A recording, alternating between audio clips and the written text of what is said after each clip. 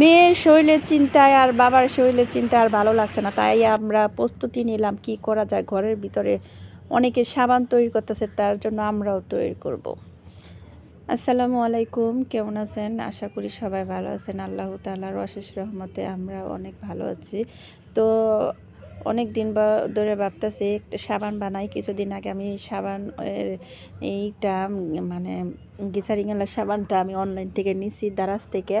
তো অনেক দিন ধরে এই ভিডিও করতে পারি না, আর নিম পাতা দেওয়া ব্লেন্ডার করার ইয়েতে আর বানানো হয় না। তো ঘরের ভিতরে রেখে দিছি, অনেক দিন হয়ে যেতেছে। তো আজকে ভাবলাম যে আজকে যাই হোক আজকে বানাবোই, যত কষ্টই হোক। আজকেও অনেক কাজ করছি, কাজ করে সারতে পারি না, এর জন্য টুকিটাকি জিনিস বানিয়ে দেখাতে পারি না। আগের ভিডিও যদি কেউ আমার দেখে থাকেন তাহলে বুঝতে পারবেন যে আগের ভিডিওতে আমি অনেকই দেখাইতাম, এই কেক বানানো, দই বানানো, অনেক কিছু বানানো দেখাইতাম, কিন্তু এখন আর এগুলা বানাই না। কারণ এই ঘরের কাজকাম করে আর সময় পাইতেছি না বানানোর জন্য।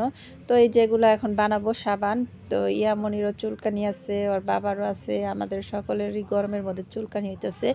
তো একবার এই সাবানটা দিয়ে আমার চুলকানি ভালো হয়েছে, মুখের বড় বড় গুটাও ভালো হয়েছে।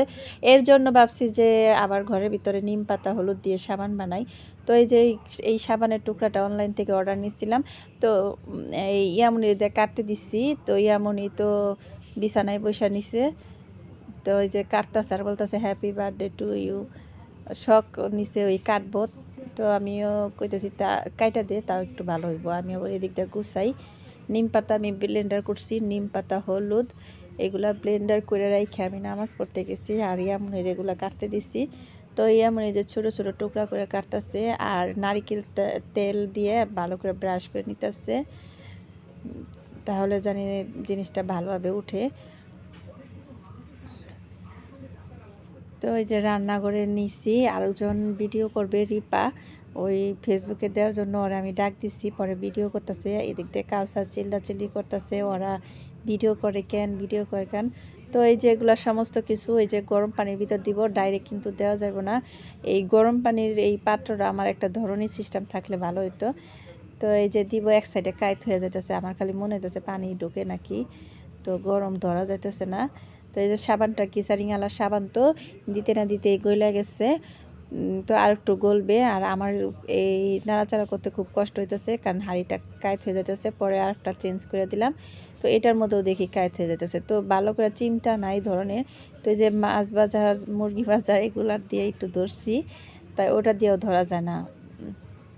এখন এই যে নিম পাতা আর হলুদ একসাথেই করে রাখছিলাম, ওইটা দিয়ে দিতেছি।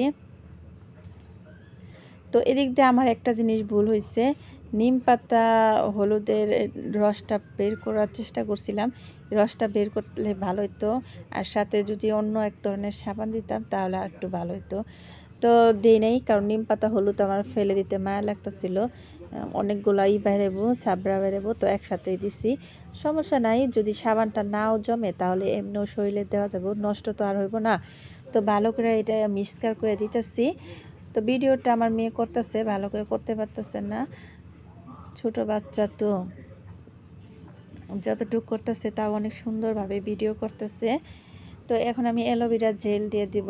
তো অনেকে গাছ বুনে সেই অ্যালোভেরার ইটা দিয়ে দেয়, কিন্তু আমি জেল কিনে রাখছি, জেল দিব আর ভিটামিন ই ক্যাপসুল দিব সবুজটা। অনেকে অরেঞ্জ কালারও দিতে পারবে, কিন্তু আমি এই সবুজ কালারটাই দিতেছি। তো এই সবুজ কালারটাই আমার ঘরে ছিল। কিছুদিন আগে আমি সাবান বানাইছিলাম, এর জন্য কিনে নিয়ে আসছি। তো আমি এই সাবানটা দিয়ে এত উপকার পাইছি, মানে আমার মুখে কি বড় বড় ব্রণ উঠছিল, হোমিও খাইছি, ডাক্তারের ওষুধ খাইছি, কিছুই হয় নাই। তো এই সাবানটা ব্যবহার করার পর আমার মুখের ব্রণ আল্লাহর রহমতে অনেক কমে গেছে। তো এর জন্য ভাবতেছি, শরীরের চুলকানিও আসছিল আমার, কমে গেছে। এর জন্য ভাবতেছি তাহলে সাবান আরেকবার বানাই, চেষ্টা করি, দেখি সাবান দেওয়ার পরে আরেকবার শরীরে, আমার শরীরে এখন আল্লাহর রহমতে চুলকানি এখন আর হয় নাই। মুখে আবার কিছুদিন ধরে মুখের মধ্যে একটু হইতেছে, এর জন্য আর কি সাবান বানাইতেছে। আর ইয়ামনির শরীরে চুলকানো আছে, আর ওর বাবার একটু আছে। তো এই যে কেসের মধ্যে ঢাইলা নিতেছি।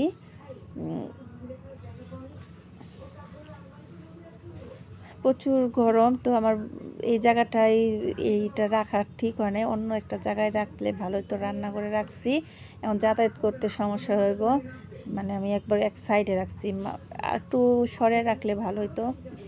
তো এটা নিয়ে এখন আমার টেনশন, রাত ভরে পাহারা দিতে হবো। তো ভালো একটা জায়গায় সেফ মতন রাখাও যাবে না, এখন নড়াচড়া দেওয়া যাবে না। তো এই যে সাবানটা হয়ে গেছে সকালবেলায়। তো এই যে ইয়ামনি সাবানটা হইতেছে, আমি আবার পাতলা হয়ে গেছে একটু।